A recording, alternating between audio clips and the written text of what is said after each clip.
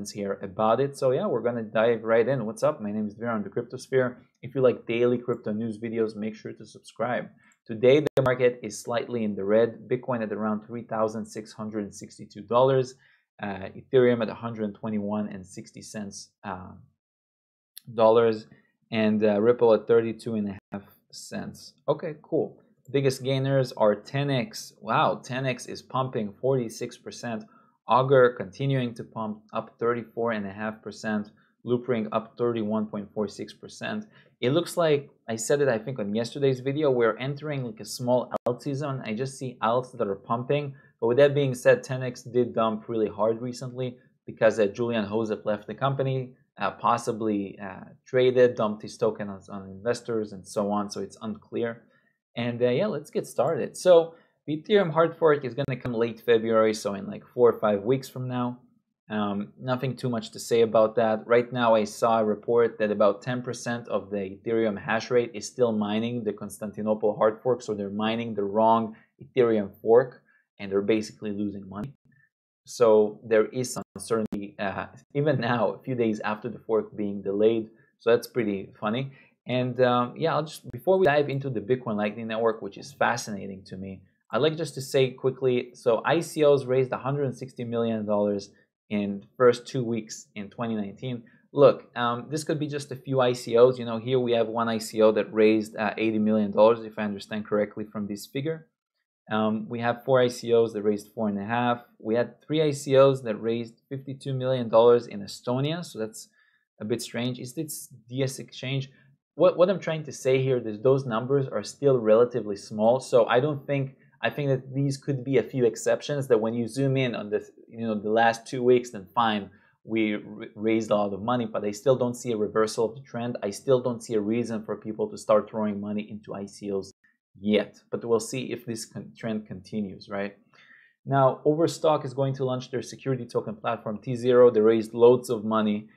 Usually when you raise a lot of money, you would think that it increases the chances of success when your startup raises a lot of money, but a lot of times it's actually the opposite. It's kind of like giving a kid that's born, just making him crazy rich. Like a lot of times, just supposedly, or somebody that wins the lottery, a lot of times they get depressed, they lose all the money. There's a lot of things that can happen when you give someone too much power, too much leverage, too easy. So we will see. It definitely doesn't guarantee success.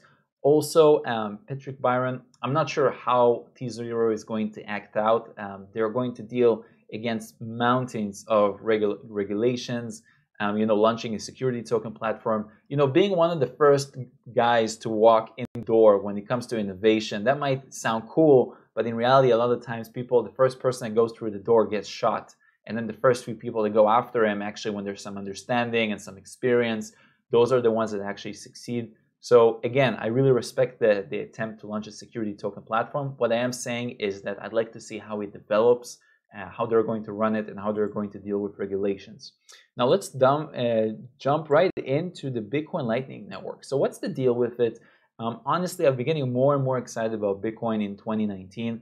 And I will say that the Lightning Network is right now almost like an entire ecosystem. Well, it is an entire ecosystem. It's almost like an entire universe that's being built inside of Bitcoin, and it is growing very fast. So people think about Bitcoin, it's like 10 years old, right? It's growing kind of slow. It's not that. But actually, when you look at it, the Lightning Network is actually growing very fast, and the capabilities, just the capabilities of the network are growing, but also the infrastructure. So we got a great article here by Arjuan Balaji talking how the Lightning Network infrastructure is being built out. It was written yesterday, and it goes really in depth. We're not going to cover everything, but I will show you kind of like the shiny stuff that they're talking about through this article. So they're showing here that there are different Lightning Network clients that are being built out. They're showing that there are different, let me show you. We got something that can be connected to a host of crypto wallets. We got a node launcher that allows for easy setup with both Bitcoin and Lightning Node by Pierre Rochard. Pierre Rochard, by the way, has been just pioneering a lot of the development from what I see and helping people get on the Lightning Network. So that's great. Shout out to Pierre.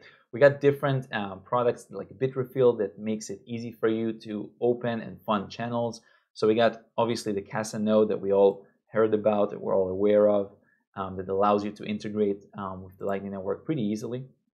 And yeah, there's just so many things that are happening. I'm just going to go through that really quickly. We got here is Zap, make Bitcoin usable for everyone. So this looks like a wallet. We got Spark Lightning wallet.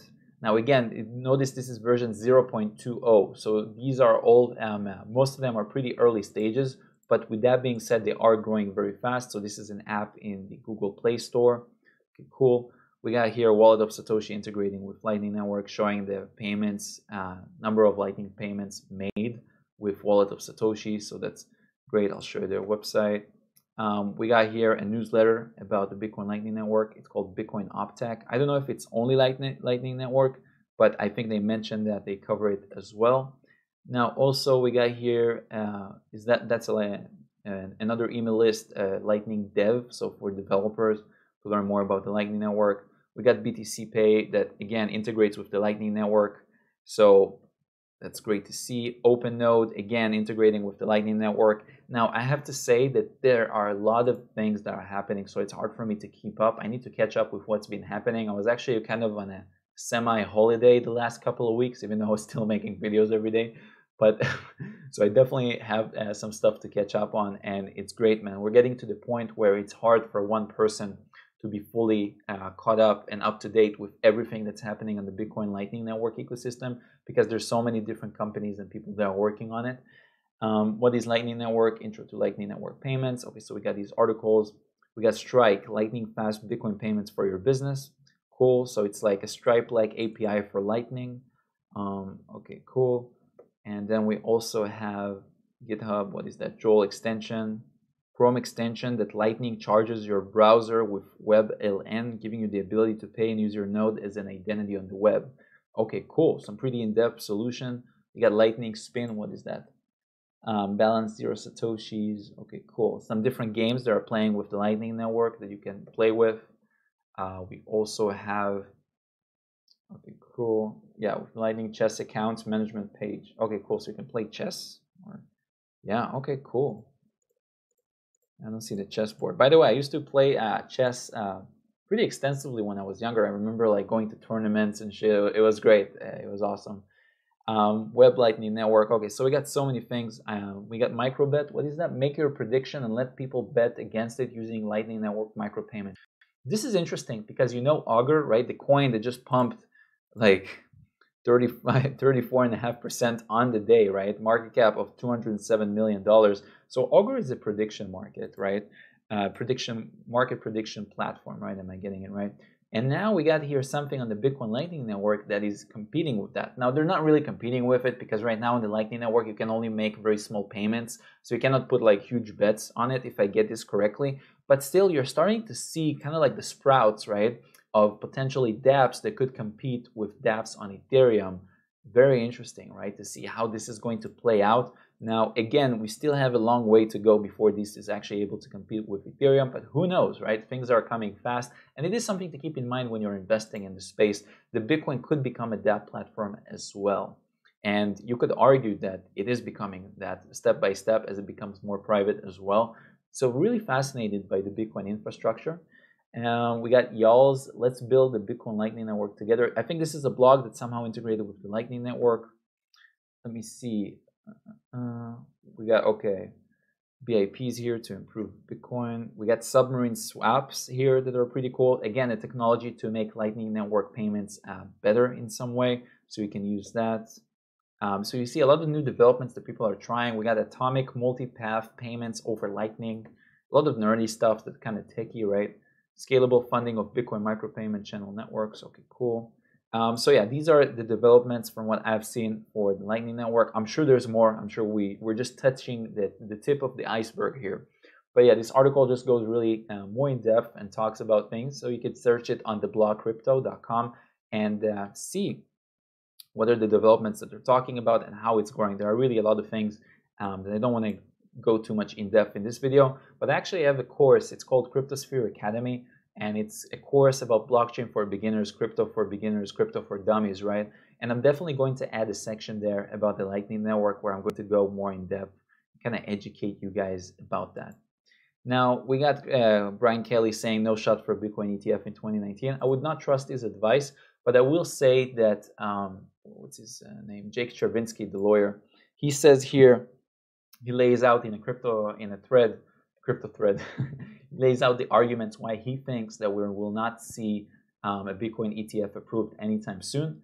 And basically, right now, the U.S. government is shut down, and people are saying, look, if it stays shut down past the date of the ETF approval, it will get approved automatically, right? It will be automatically approved just because the government is shut down. And he says that it's not going to happen because although the government is shut down, they do have a small number of staff that is working, and they could just say like, oh, right now we're just going to delay, we're just going to reject it. They're just going to give less clarifications for that.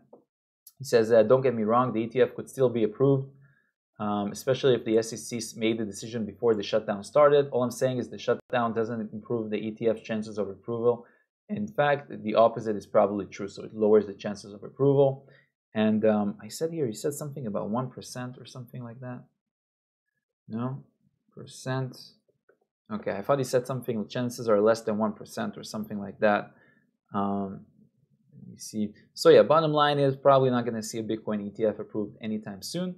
And if you're also asking how this applies to backed, he says it does not. Unlike the SEC, the CFTC has no statutory deadline for making a decision on backed, so they can basically delay it as long as they want.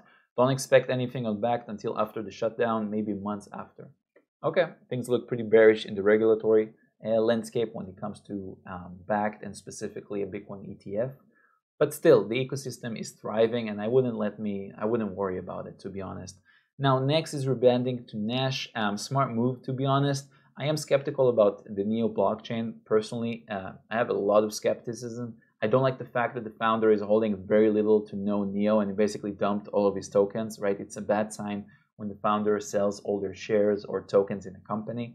And I am skeptical about that. With that being said, Ethan Fast, smart guy, CA, computer science PhD from Stanford, not too shabby, right? So there are smart people that are trying to launch projects inside the Neo ecosystem. So I'm giving them the benefits of the doubt, and I would like to see how it plays out. So they rebranded Next to Nash.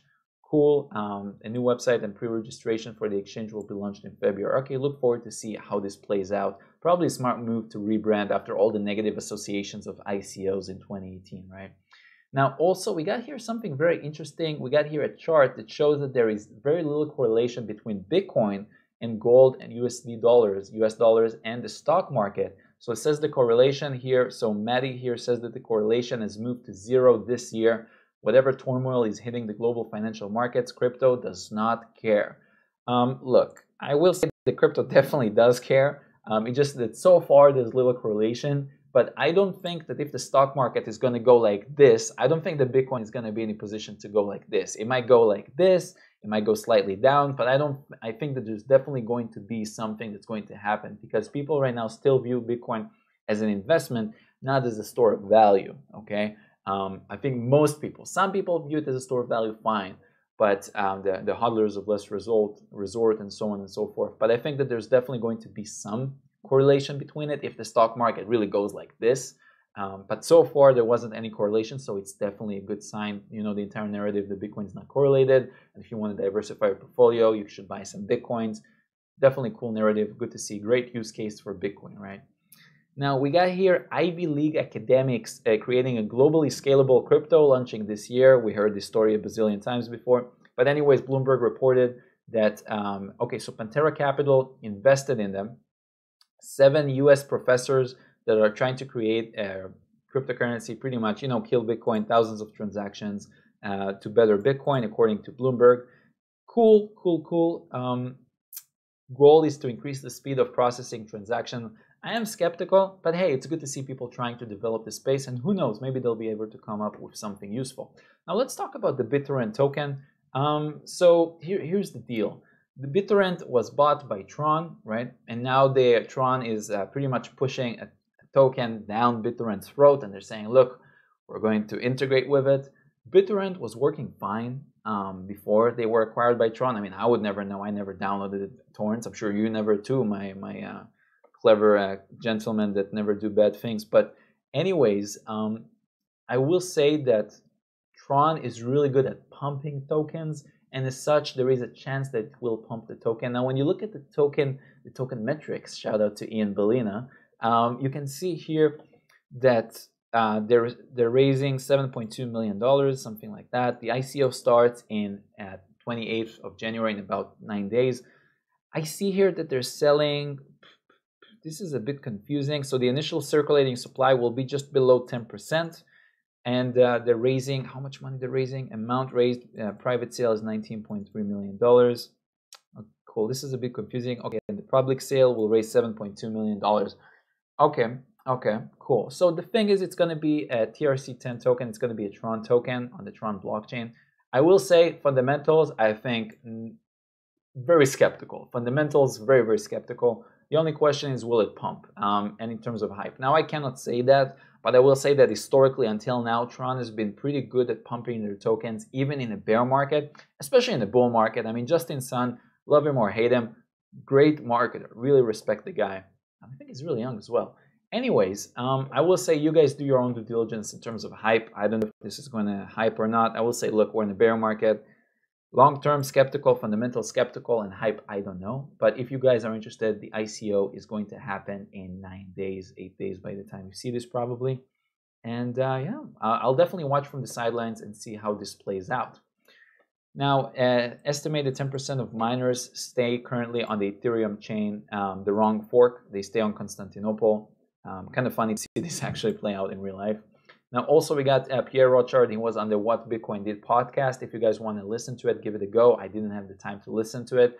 I just had, by the way, shout out to Pierre. I love his work and What Bitcoin Did podcast as well. Pretty cool podcast, pretty cool guy. Now, what he says here, I just want to share with you this quick quote. He says, based on our understanding of monetary economics, he laid out the argument to why Bitcoin will capture a large amount of the value that cryptocurrencies will have. So he says, based on our understanding of monetary economics, the outcome will be such that most of the value will accrue to one coin, and one coin will be at the very least be the world reserve currency, and even more than that, it will be the global money. So in the future, we'll have one cryptocurrency. It could be Bitcoin, it could be another coin, it could be Ripple. No, it's not going to be Ripple, but it could be Bitcoin or another coin. And it will be the world reserve currency, and even more than that, it will also be the global money. So people will use it to store value, and they'll also use it as payments, kind of like we use the US dollar today. You know, it's kind of like the one coin that people use globally the most, right? And people use it also as a reserve currency. Again, it's a terrible store of value, right? It keeps depreciating in value. It basically keeps dumping and dumping, but it'll be like the US dollar, but even better, right? So yeah, this is why I don't like the term Bitcoin maximalist. Look, I'm open-minded to anything, but I will say I am very bullish on Bitcoin, and I'm not sure about the use cases of other altcoins moving forward. Now, also we got Coinstar machines. So right now in the US, you can buy in 3 states, California, I think, and 2 others. I forget what they were. You can buy Bitcoin in grocery stores. There's a few grocery stores that you can buy it in. It's by Coinstar or something like that. And you can buy up to $2,500 worth of Bitcoin. So there some integration. I think it was like a 4% fee, if I recall correctly. Anyways, they're just placing these machines, and you can buy Bitcoins with them. It's going to give you a voucher. Then you go to a website, and then you're going to, with CoinMe, they're going to give cash to these machines, if I understand correctly. Then they're going to give you a voucher. Then you're going to go to CoinMe on the website, their website. Then you're going to give them the voucher, the QR code, whatever, and they'll send you your Bitcoins, and then you'll run into the sunset filled with butterflies and unicorns, and you'll be super happy that you have Bitcoin and you're going to be rich. Or maybe not, who knows? So that's cool to see this development. Again, the infrastructure is being built out. Fantastic. Also, we got Binance doing a hackathon in Singapore, Seifu Hackathon. Love the hashtag, and great to see smart people working on difficult problems that will help the world, right? Humanity in general. We got a lot of people here in Singapore. Cool to see people building. Yeah, nice to see that. Again, in the bottom of a bear market, in the depth of a bear market, I don't know if the bottom, but in the depth of the bear market, it's good to see that the ecosystem is still alive and well, right? Also, Ricardo Spagni, core developer of Monero, saying, I don't envy anyone trying to fairly launch a base protocol nowadays. It's hard to impossible, and that's why I strongly advocate for new protocols launching as merge mined sidechains instead. Don't try to be the Bitcoin killer, the Ethereum killer, the whatever killer. Just launch as a sidechain, a merge mined sidechain instead. Interesting. And yeah, it's definitely very difficult to launch a protocol from the ground out, like a layer 1 protocol, you know, something like a Bitcoin and Ethereum, and not launch something on top of them, right? Like Chainlink on top of Ethereum and so on, and Binance token on top of Ethereum. Now, Malaysia is developing harsh regulations alongside with positive attitudes towards crypto. They have like pretty hard regulations. They say that any unauthorized crypto exchange or ICO could face a 10-year jail sentence and fines up to $2.4 million. Again, this is Malaysia. So yeah, not surprised to see them kind of harsh on cryptocurrencies like that. They say that they have a positive outlook. The Ministry of Finance views digital assets as well as underlying blockchain technologies as having the potential to bring about innovation, both the old and new industries. Okay, cool. So why are you so harsh in terms of the regulations? Yeah, okay, cool. Whatever. And yeah, finally, guys, I'd like to say before we end this video, I'd just like to say that if you're not sure how to make money in 2019, I'd really recommend you guys consider learning smart contract programming and become a blockchain developer. Even if you have no programming experience, I'm going to do a webinar that's going to show you how to learn blockchain programming from zero to hero. You know, learn it from scratch and eventually be able to get a job as a developer. You can make anywhere from $85,000 to $145,000 a year as a smart contract developer. And yeah, I'm actually a developer myself, so I'll link to it below this video. Just click the link in the description. And yeah, right now there's a lot of demand from companies that are moving into this space, you know, raising money, investing. You saw T0 just launching their security exchange, Binance doing the Seifu hackathon, looking to hire people, you know, all these companies raising money. And as such, there's a lot of demand, but because the skill set of becoming a blockchain developer is really new, there's not a lot of developers that know it, and as such, the supply is very low. So that's why the salaries are really high. Companies are competing for that talent, blockchain developer talent, and they're willing to pay really high salaries. So if you guys are interested in crypto, if you're really excited about it, maybe you have a full-time job and you'd like to consider a career change, or maybe you'd like to create your own token, your own dApp, your own sidechain, whatever you're into, you know, this could be great for you. So again, link to it below this video. I'll be really happy to see you in the webinar. And yeah, if you enjoyed the video, please subscribe and leave a like. And much love, guys. I'll see you tomorrow. Okay, bye-bye. Hey, what's up? Welcome to today's video. Today we're going to talk about one of the big developments that's been happening for Bitcoin over the last year, but specifically in the last few months, and that is the Bitcoin Lightning Network and the Bitcoin Lightning Network ecosystem that is being built. We got new tools, clients, we got different methods to run the Lightning Network that are just being developed constantly, showing that the value of Bitcoin from a fundamental point of view is just improving and increasing. So we're going to discuss the latest updates.